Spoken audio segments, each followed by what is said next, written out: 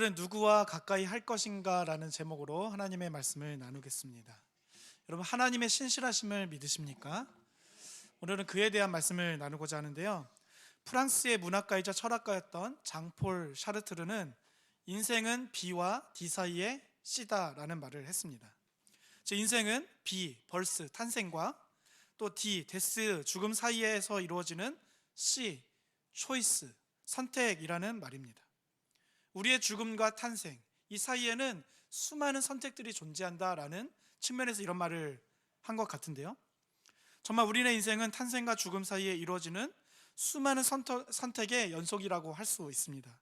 그런데 여러분, 여기서 C, 초이스, 선택이라는 것이 중요한 이유는 탄생과 죽음은 우리가 어떻게 할 수 없는 불가항력적인 것이지만 C, 초이스는 우리에게 달려있는 가항력적인 것이기 때문에 그렇다고 생각합니다. 즉, 우리의 선택에 따라서 B와 D, 탄생과 죽음이라는 이 똑같은 틀 안에 인간이 전혀 다른 모습의 결과로 전혀 다른 모습의 인생으로 살아갈 수 있다는 것이죠. 우리는 태어나고 죽습니다. 그래서 신학교의 한 교수님은 이 세상에 가장 위대한 종교가 있다면 불교라고 했습니다. 왜요? 윤회설을 믿거든요. 불교는 이 모든 사람들의 삶을 다 종합해 보면 그 윤회설을 믿을 수밖에 없고 참 고상한 종교가 불교라고 했어요. 그러니까 우리 삶의 선택에 따라서 이 죽음과 탄생이라는 틀 안에 갇힐 수밖에 없는 우리 인간의 한계를 우리가 무엇을 선택하는가에 따라 그 인생이 가치 있고 때로는 참 참혹한 인생이라고 그렇게 결정될 수 있는 것이 우리 인간이 무엇을 선택하는가에 달려있다는 것이죠. 저는 이런 맥락에서 한 가지 유명한 예화라고 생각하는데, 이 예화를 말씀드리면 두 명의 젊은이가 있었습니다.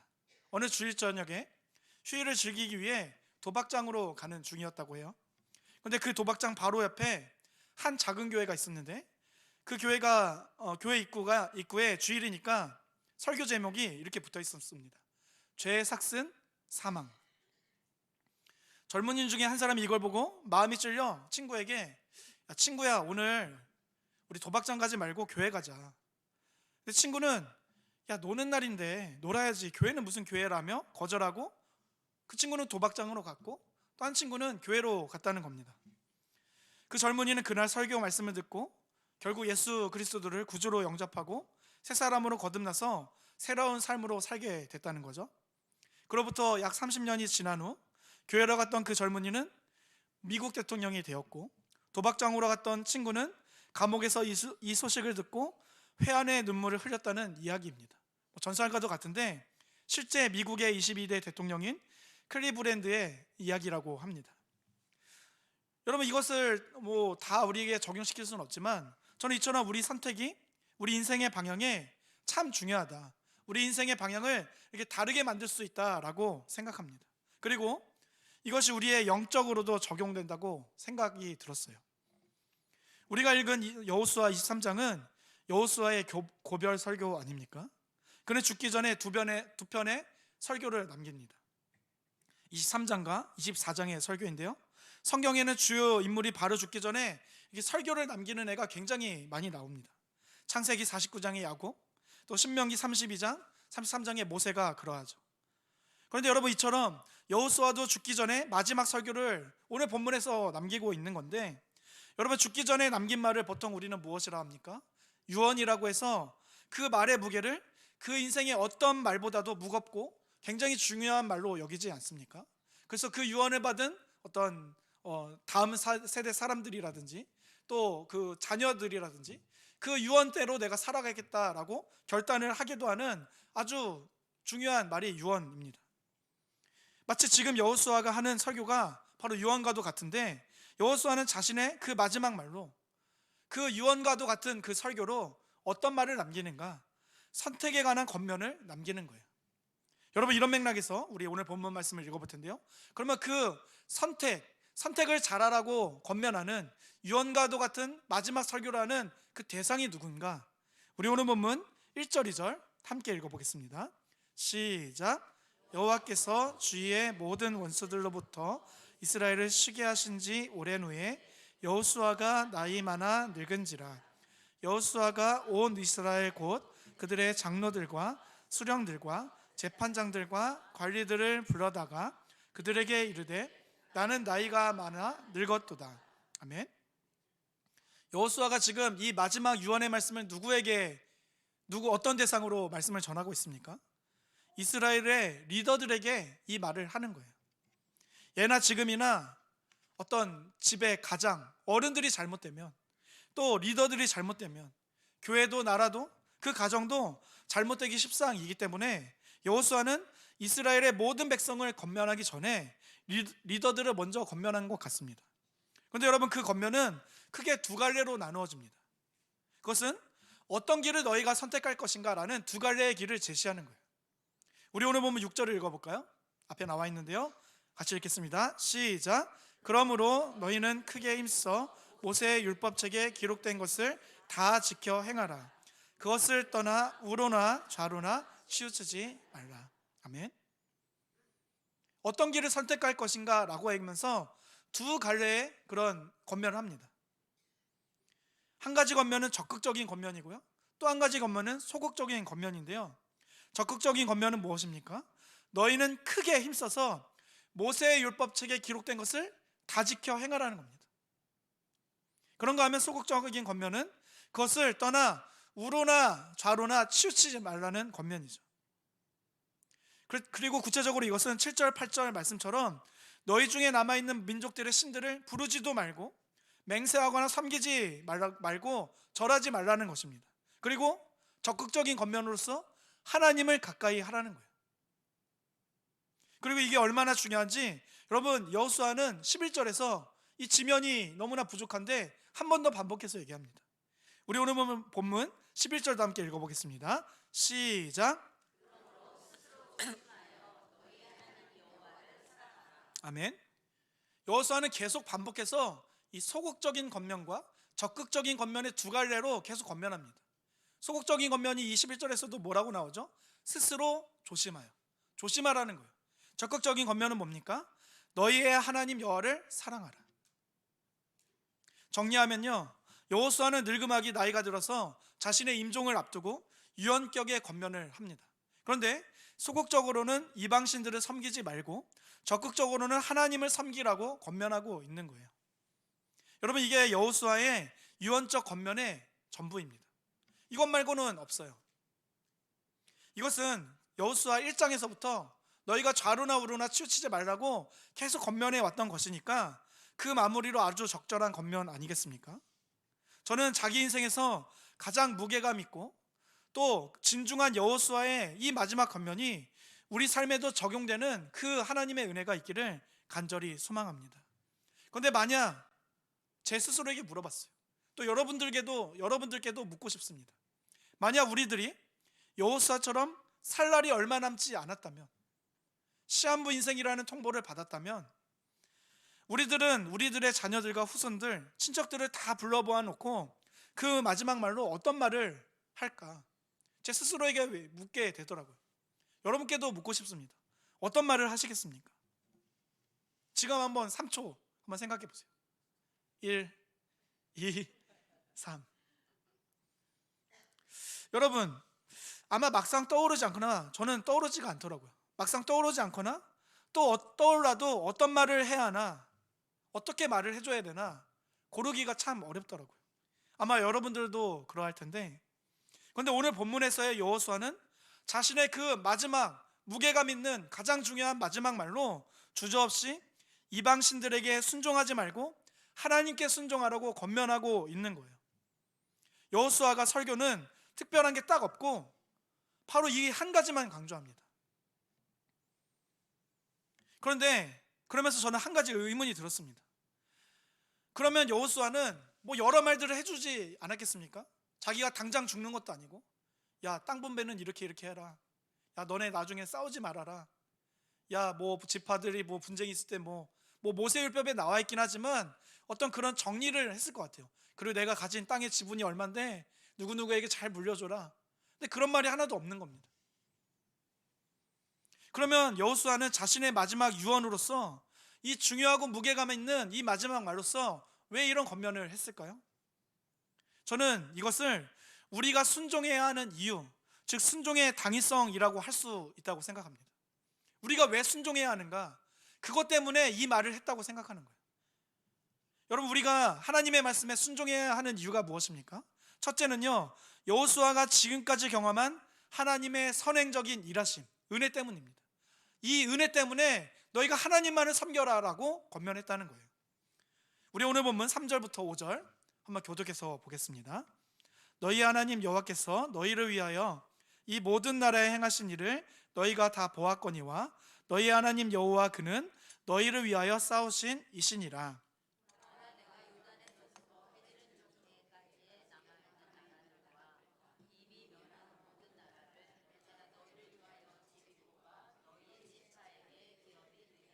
같이 읽겠습니다. 너희의 하나님 여호와 그가 너희 앞에서 그들을 쫓아내사 너희 목전에서 그들을 떠나게 하시리니 너희의 하나님 여호와께서 너희에게 말씀하신 대로 너희가 그 땅을 차지할 것이라. 아멘. 사랑하는 성도 여러분, 여호수아는 이스라엘 백성들의 리더들을 불러 모아놓고 마지막 자신의 유언적 권면을 합니다. 근데 뭐라고 합니까? 이방신들을 택하지 말고 하나님을 택하라고 권면하는데, 그럼 왜 마지막 유언인데 다른 말도 해도 되는데 왜 이 말만을 했을까요? 그게 6절 말씀이에요. 그렇게 해야 되는 근거가 뭡니까? 하나님께서 너희를 위하여 싸우셨다. 그래서 이 이방 모든 나라들을 멸하셨고 그들의 땅을 차지하게 하시고 또 그들의 기업이 너희의 기업이 되게 하셨다라고 3절 5절에서 말씀하는 거예요. 즉 하나님의 그 선행적인 은혜로 너희가 지금 이렇게 먹고 살 수 있었다, 살만하게 되었다는 것을 지금 오늘 여호수아는 얘기하고 있는 겁니다. 그러면서 그러하기 때문에 너희는 하나님만을 택해야 된다, 하나님만을 사랑해야 한다고 얘기하고 있는 겁니다. 여러분, 그래서 8절에서도 하나님을 가까이 하라, 하나님께 순종하라고 명령하죠. 그리고 그 근거로 이어지는 9절에서 이렇게 얘기합니다. 여호와께서 강대한 나라들을 너희 앞에서 쫓아내셨으므로 오늘까지 너희에게 맞선 자가 하나도 없었다. 이 하나님의 은혜로서 선행적인 일하심을 근거로 너희가 하나님만을 섬겨야 된다, 아무리 어려운 일이 있더라도 하나님만을 섬겨야 된다라고 얘기하는 거예요. 여러분, 저는 여러분들과 제가 여호수아 인생의 엑기스와 같은 권면, 이 인생의 마지막 권면처럼 하나님의 말씀에 순종하는 사람들이 되기를 간절히 소망합니다. 그런데 그 이유가 무엇입니까? 하나님께서 우리에게 베푸신 선행적인 은혜가 있기 때문이라는 거예요. 여러분, 교회에 나와서 하나님의 이 선행적인 은혜를, 삶에서 이러한 하나님의 손길을 경험하셨습니까? 나 같은 죄인 살리신 주 은혜 놀랍다, 인자가 무엇인데 주께서 나를 생각하시며 돌보십니까? 라는 이 구원의 감격이 여러분 있으십니까? 있기를 소망합니다. 있으시다면 오직 하나님만을 섬겨야 되는 거예요. 처음에 화장실 들어갈 때 참 너무나 기쁘고 급하고 급박했고, 근데 화장실 나오니까 그거 다 끝난 듯이 다른 신들을 섬기면 안 된다고 오늘 여호수아가 얘기하고 있는 겁니다. 그래서 저는 그 하나님께서 우리에게 처음 주신 그 은혜가, 그 선행적인 은혜가 우리에게 있다면 이것을 근거로 해서 우리는 내가 매일 기쁘게 순례의 길 행함은 이라는 찬양의 가사를 고백할 수 있다고 생각합니다. 우리의 길은 하나님 믿고 난 후에 대박난 게 아니라 어찌 보면 순례의 길이에요. 어찌 보면 좁은 길이에요. 근데 우리가 왜 기뻐할 수 있습니까? 왜 하나님의 말씀에 이 더 이상 복을 주지 않는데, 세상이 말하는 복을 주지 않는데도 순종해야 합니까? 그 이유는 하나님께서 우리에게 베푸신 선행적인 그 무한하신 은혜가 있기 때문이라는 거예요. 저는 여기 있는 우리 모두가 나아가는 모든 삶과 모든 상황에서 하나님의 말씀에 즐거이 순종할 수 있는 백성들이 되시기를 주님의 이름으로 간절히 축원합니다. 사랑하는 성도 여러분, 이것이 여호수아가 자신의 마지막 유언으로 순종하라 명령한 첫 번째 이유라면요, 두 번째 이유는 뭔가? 그 순종과 불순종의 결과 때문입니다. 우리 오늘 본문 14절부터 16절 다시 한번 또 교독해 보겠습니다. 제가 먼저 읽겠습니다. 보라, 나는 오늘 온 세상이 가는 길로 가려니와 너희 하나님 여호와께서 너희에게 대하여 말씀하신 모든 선한 말씀이 하나도 틀리지 아니하고 다 너희에게 응하여 그 중에 하나도 어김이 없음을 너희 모든 사람은 마음과 뜻으로 아는 바라.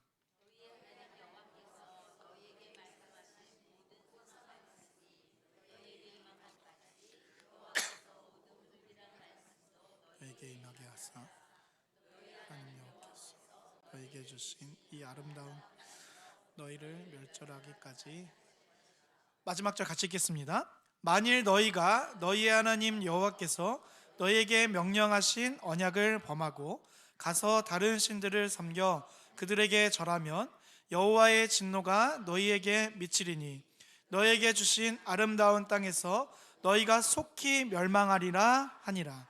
아멘. 여러분, 우리가 하나님의 말씀에 순종해야 하는 첫째 이유는 이미 이루어진 일들, 즉 과거적으로 또 현재적으로 눈에 나타나 보이게 된 것을 근거로 합니다. 하나님이 우리를 구원해 주셨으니까, 우리 삶을 평탄케 하셨으니까 라는 그런 이미 눈에 보이는 과거적이고 현재적인 일들일 겁니다. 그런데 우리가 하나님의 말씀에 순종하라는 이 여호수아의 말씀을 들어야 하는 이유가, 두 번째 이유는 뭡니까?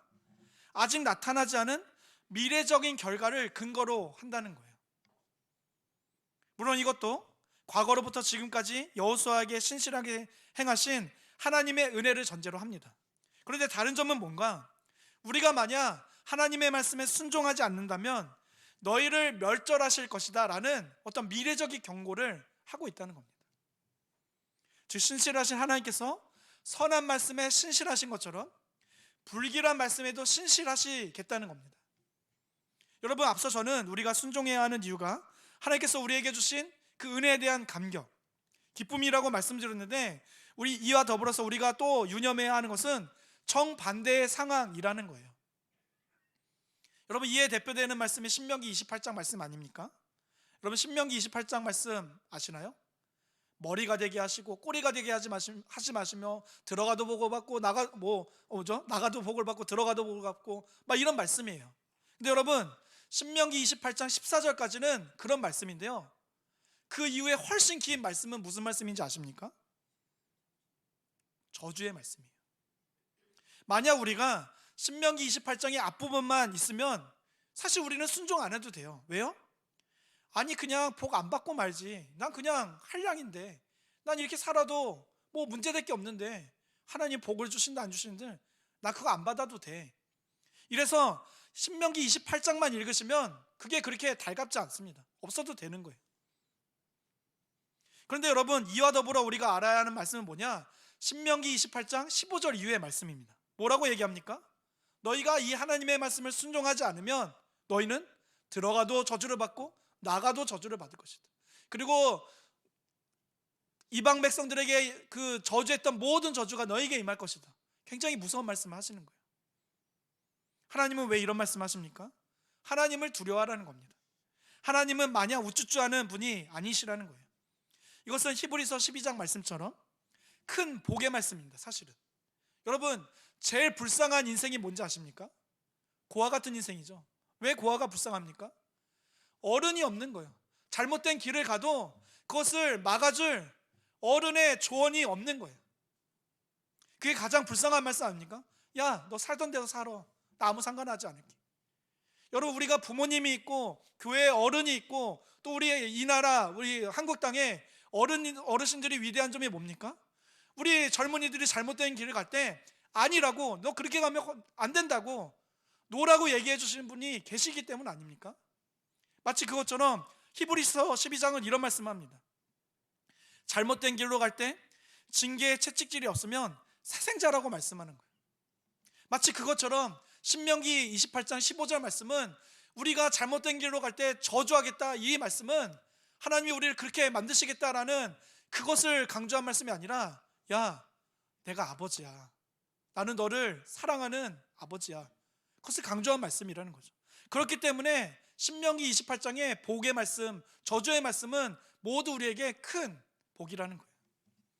그래서 여러분, 우리는 신앙에 이런 균형이 없으면 그 복 안 맞고 말지. 근데 이 저주에 대한 하나님의 그 두려움이 없으면 우리는 이 균형을 잃게 됩니다. 하나님의 말씀에 순종할 수 없다는 거예요. 여러분, 우리 오늘 본문 11절 13절 교독해 볼까요? 그러므로 스스로 조심하여 너희의 하나님 여호와를 사랑하라. 너희가 만일 돌아서서 더불어 혼인하며 서로 왕래함. 같이 읽겠습니다. 확실히 알라. 너희의 하나님 여호와께서 이 민족들을 너희 목전에서 다시는 쫓아내지 아니하시리니 그들이 너희에게 올무가 되며 덫이 되며 너희의 옆구리에 채찍이 되며 너희의 눈에 가시가 되어서 너희가 마침내 너희의 하나님 여호와께서 너희에게 주신 이 아름다운 땅에서 멸하리라. 아멘. 저는 우리 모두에게 여호수아의 이 두 가지 맥락의 겉면, 하나님의 은혜와 그 말씀에 불순종할 때 오는 결과를 깨달아서 우리 모두가 순종의 길과 순종의 삶으로 나아가기를 주님의 이름으로 간절히 소망합니다. 그런데 여러분, 우리에게 이런 소망이 있다면 하나님의 말씀에 순종할 때 오는 그 결과가 뭔가, 또 불순종할 때 오는 결과가 무엇일까 하는 의문이 들지 않겠습니까? 구체적으로 그것을 마지막으로 좀 나누려고 하는데요, 오늘 본문 8절을 읽어보겠습니다. 제가 읽겠습니다. 오직 너희의 하나님 여호와께 가까이 하기를 오늘까지 행한 것 같이 하라. 아멘. 여러분, 이 오늘 본문 여호수아 23장은 사실 여호수아의 마지막 유언이라 하기엔 16절로 꽤 긴 내용입니다. 그러나 그 내용은 한마디로 하나님의 말씀에 순종하라는 명령이에요. 굉장히 단순해요. 여호수아는 이 명령을 6절에서는 직설적으로 율법책에 기록된 것을 다 지켜 행하라, 또 그것을 떠나 우로나 자로나 치우치지 말라 라고 했습니다. 그리고 11절에서는 또 다른 말로 여호와 하나님을 사랑해라. 그리고 오늘 보면 8절에서는 뭐라고 얘기합니까? 같은 뜻이지만 다른 말로 여호와 하나님께 가까이 하라 라고 했는데, 여러분, 이 가까이라는 단어가 여호수아 23장의 주제 단어입니다. 이런 단어가 오늘 본문에서 한 번 더 쓰였는데요, 본문 12절도 한번 읽어보겠습니다. 시작. 너희가 만일 돌아서서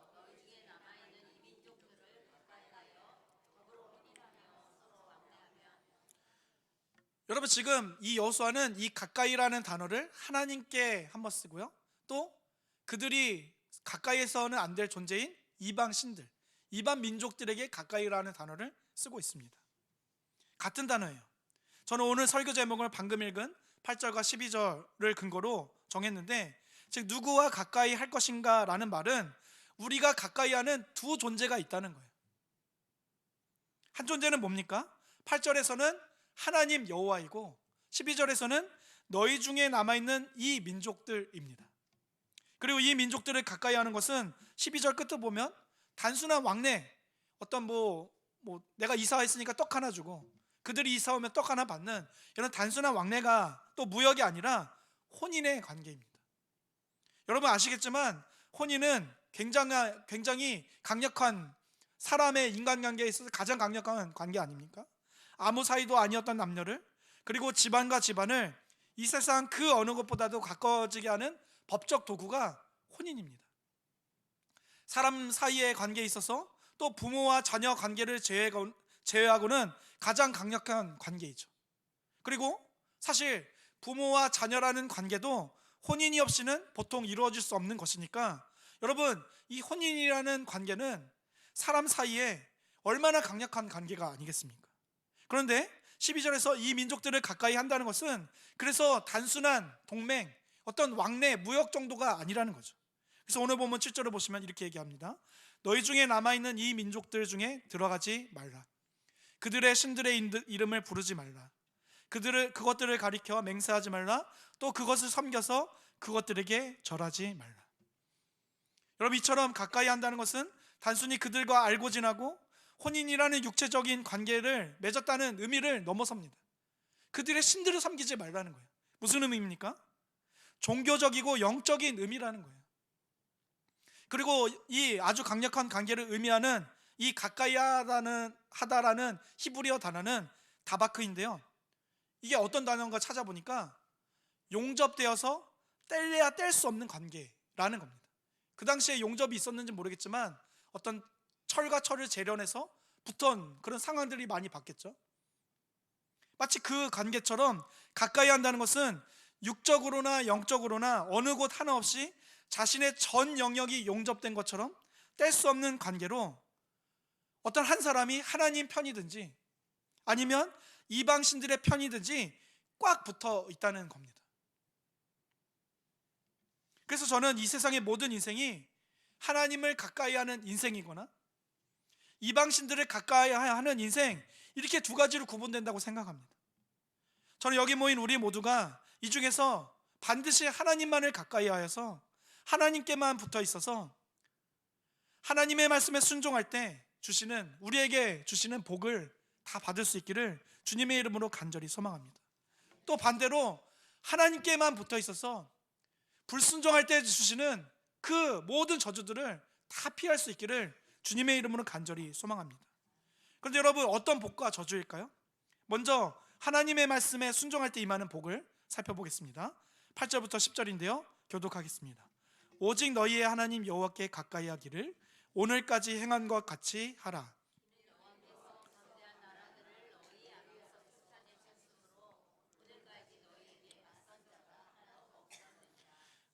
같이 읽겠습니다. 너희 중 한 사람이 천명을 쫓으리니 이는 너희의 하나님 여호와 그가 너희에게 말씀하신 것 같이 너희를 위하여 싸우심이라. 아멘.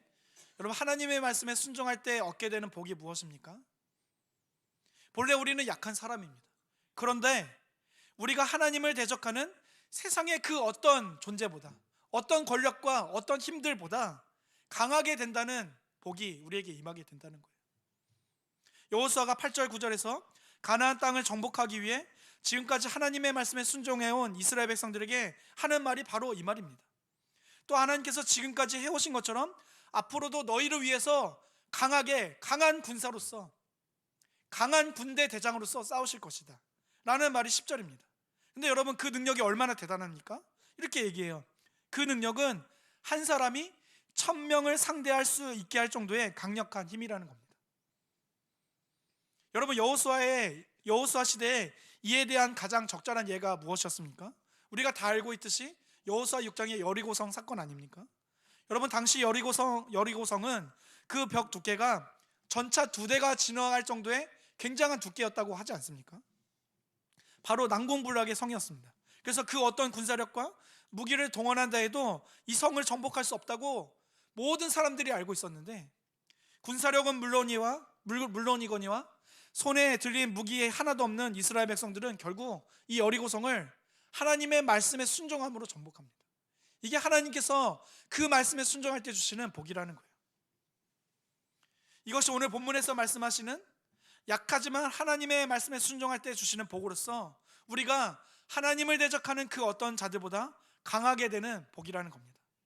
아다시피 성경에는 이런 예가 셀 수 없이 많이 있습니다. 제게도 하나님께서 눈에 보이지 않지만 살아계시다는 그 증거, 그런 일들을 수없이 많이 경험했습니다. 저도 그런 수없는 상황과 환경에서 항상 겁이 나요.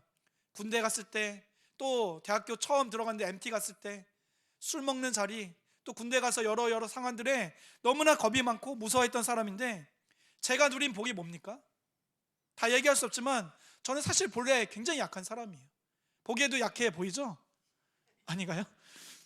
원래 약한 사람인데 하나님의 말씀에 그걸 믿고 순종하니까 하나님이 그 저의 대적들을 다 고개 숙이도록 만드시더라고요. 한 번도 예외 없이 저를 강하게 해주심으로써 그 대적자들을 이기게 하시는, 저는 한 게 별로 없습니다. 하나님 말씀에 묵묵히 순종했을 뿐이에요. 그것들을 경험하게 하시는 그 복을 제가 많이 경험했습니다. 저 말고도 이런 분들이 여기 굉장히 많으실 텐데, 저는 우리 모두가 하나님 말씀에 순종해서 하나님이 우리의 대적들을 다 잠잠히, 어린아이의 젖먹이들로 다 잠잠하게 하시는 그 하나님의 강력한 능력을 경험할 수 있기를 주님의 이름으로 간절히 축원합니다. 여러분, 하나님의 말씀에 순종할 때 오는 복이, 우리가 받는 복이 이러하다면, 반대로 우리가 하나님의 말씀에 불순종할 때 그런 받게 되는 저주가 뭔가? 저주를 받게 되는데 그 이유는 하나님의 신실하심 때문이에요. 14절 15절 우리가 읽었지만 하나님의 말씀은 반드시 이루어진다고 얘기하지 않습니까? 그것이 선한 말씀이든 불길한 말씀이든 하나님은 그 하신 말씀을 반드시 이루시는 신실한 분이라는 거예요. 그러니까 너희가 조심하라고 얘기하는 거죠. 여러분, 오늘 보면 14절을 보시면 선한 말씀을 반드시 이루시겠다. 우리는 보통 여기에 아멘해요. 근데 15절에는 아멘 안 합니다. 그런 불길한 말씀도 너희가 불순종하지 않으면 반드시 이루시겠다. 노멘 막 보통 이러죠. 근데 이 말씀도 하나님은 신실하시다는 거예요. 왜 그렇죠? 민수기 23장 19절 보시면 하나님은 사람이 아니시니 거짓말을 하지 않으시고 인생이 아니시니 후회가 없으시도다. 어찌 그 말씀하신 바를 행하지 않으시며 하신 말씀을 실행하지 않으시리요. 여러분, 이 말씀을 믿으십니까? 그러면 우리가 불순종할 때 겪게 되는 그 저주의 말씀도 우리에게 때리는 징계의 채찍질로서 이루어진다는 것을 믿으셔야 돼요. 그러면 하나님의 신실하심 때문에 이루어지는 불길한 말씀은 뭡니까? 오늘 보면 15절 말씀처럼 가나안 땅에서 그들을 멸절하신다는 거예요. 그리고 구체적으로 12절 13절 말씀 보시면 하나님을 가까이 하지 않고 그들 중에 남아있는 민족들을 가까이 하면 그 민족들이 이스라엘 백성들에게 올무와 덫, 그리고 옆구리에 채찍, 눈에 가시가 된다고 말씀합니다. 여러분, 이스라엘 백성들이 이 하나님의 경고의 말씀을 듣지 않았을 때, 즉 불순종했을 때 이 말씀이 정말 이루어졌을까요? 이 구약 옛날 얘기니까, 어떤 신화와 같은 어떤 과거의 얘기니까 그냥 덮고 넘어가실 수도 있는데, 오늘 이 불순종의 결과들을 한번 살펴보시길 원합니다. 여러분, 너희가 불순종하면 너희가 진짜 올무가 되고 뭐 눈에 가시가 될 것이다 라는 말씀을 하나님이 최소 구약성에 4번 하셨습니다. 민수기 33장 55절 56절 보시면 제가 읽겠습니다. 너희가 만일 그 땅의 원주민들을 너희 앞에서 몰아내지 아니하면 너희가 남겨둔 자들이 너희의 눈에 가시와 너희 옆구리에 찌르는 것이 되어 너희가 거주하는 땅에서 너희를 괴롭게 할 것이요 나는 그들에게 행하기로 생각한 것을 너희에게 행하니라. 그들에게 행하기로 원했던 그 저주의 일을 너희에게 행할 것이다. 여러분, 근데 여기서는 그들을 몰아내지 않기만 해도 이런 저주가 임하겠다고 말씀하는 거예요. 왜 그렇죠? 그들을 몰아내지 않으면 그들과 너희는 반드시 혼인을 맺을 것이기 때문이라는 거죠. 신명기 7장 16절에서도 이 말씀을 하십니다. 그들의 신들을 섬기지 말라. 그것이 너희에게 올무가 되리라. 그리고 오늘 본문에서도 그 말씀을 하고요. 또 이제 이후에 사사기 2장 3절에서도 동일한 말씀을, 그러니까 구약에 최소 4번 그렇게 말씀을 하십니다. 그런데 여러분, 문제가 뭐냐?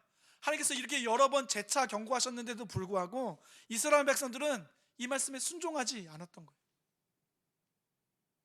우리 여호수아 11장 21절 23절 교독해 보겠습니다. 그때 여호수아가 가서 산지와 헤브론과 드빌과 아납과 유다 온 산지와 이스라엘의 온 산지에서 아낙 사람들을 멸절하고 그가 또 그들의 성읍들을 진멸하여 바쳤으므로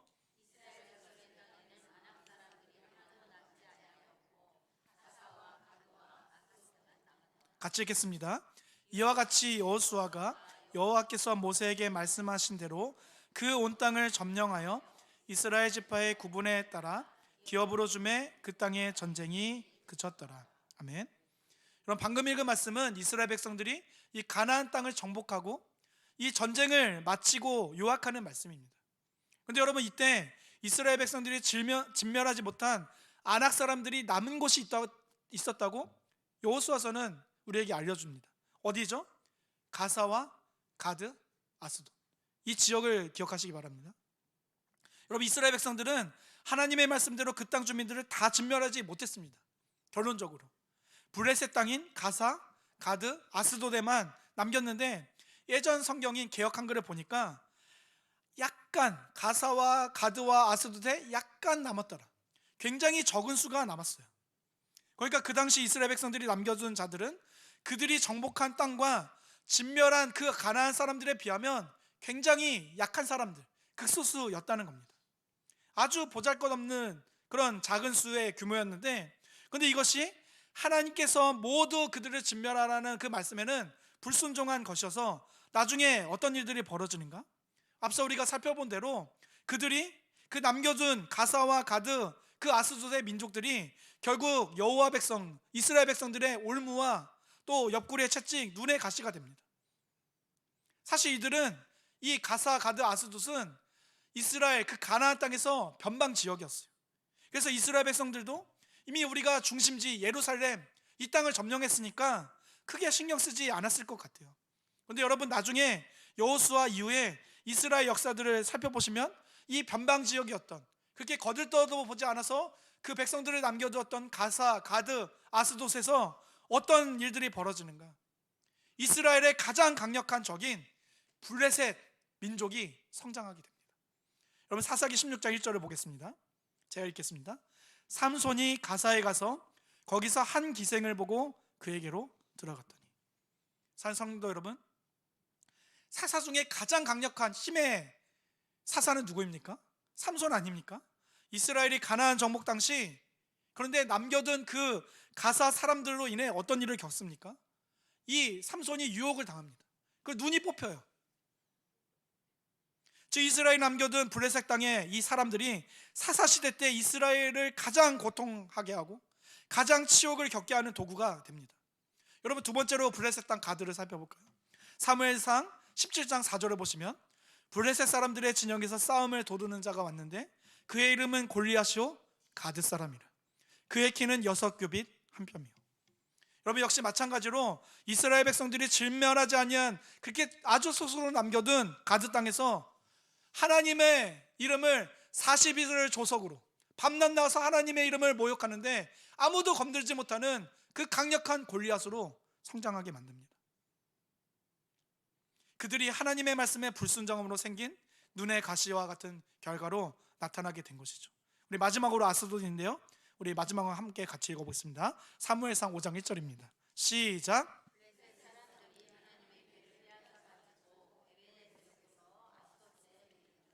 아멘. 사랑하는 성도 여러분, 하나님의 임재, 하나님의 능력, 하나님의 권능을 상징하는 언약궤가 아벡과 에베네셀 전투에서 블레셋 사람들에게 뺏깁니다. 그런데 여러분, 블레셋 사람들이 빼앗은 하나님의 궤를 어디에 모셔둡니까? 아스돗. 여러분, 이런 치욕이 또 어디에 있습니까? 이스라엘 광야 생활 동안 함께 하셨던 그 이름이 땅에 떨어져도 아주 바닥으로 떨어진 사건이 아스돗에서 일어난 거예요. 여러분, 하나님은 이처럼 신실하셔서 그 말씀대로 이루시는 분입니다. 무섭지 않습니까? 그것이 선한 말씀이든 불길한 말씀이든 동일하게 이루십니다. 그런데 여러분, 이 말씀이 더 두렵고 떨리는 것은 이 말씀의 영향이 지금까지도 영향을 끼치고 있다는 거예요. 무슨 말이냐? 최근에 일어난 분쟁이죠. 이스라엘 땅에서 가장 분쟁이 심한 지역이 어딘가 하면 바로 가자 지구입니다. 이 가자가 사실은 가사거든요. 가자 지구 땅이 집에 가서 구글 지도 한번 쳐보시면 가사, 가드, 아스돗 다 가자 지구 안에 있는 땅입니다. 이 땅은 2000년 동안 블레셋 사람들의 후손, 즉 팔레스타인 사람들의 땅이었는데 이스라엘이 1948년에 이 사람들을 몰아내고 옛 터전인 이 지역을 다시 점령한 땅이죠. 그런데 여러분, 그들을 몰아낸 땅이 지금도 테러와 분쟁이 끊이지 않는 곳이 되어버렸습니다.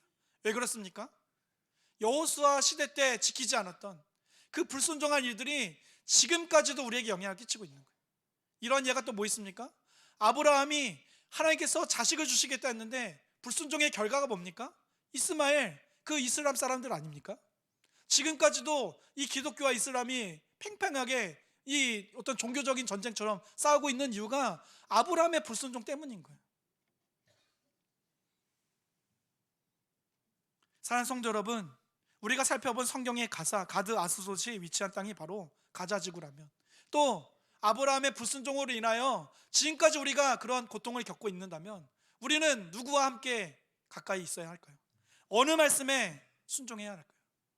저는 여기 있는 모두가 하나님의 말씀하면 하나님의 말씀대로 우리는 복을 받고, 불순종하면 하나님의 말씀대로 저주를 받는다는 이 신실하심을 믿어서 우리는 오직 하나님과 가까이 할 수 있는, 하나님과 붙어 살 수 있는, 하나님의 말씀에 순종할 수 있는 주님의 백성들이 다 될 수 있기를, 그래서 하나님께서 주시는 복으로 그 어떤 상황과 환경에도 기뻐하고 즐거워할 수 있기를 주님의 이름으로 간절히 축원합니다.